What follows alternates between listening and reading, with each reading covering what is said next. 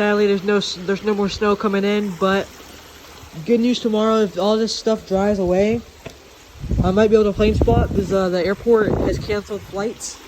So I won't be able to plane spot right now. Not anytime today, but maybe tomorrow when all this stuff goes away. It's just ice right now. It's ice, as you can see, it's dripping. Because it's evaporating. But it's like the snow, everything's going away. It's not slippery anymore. Well, it kind of is. But yeah.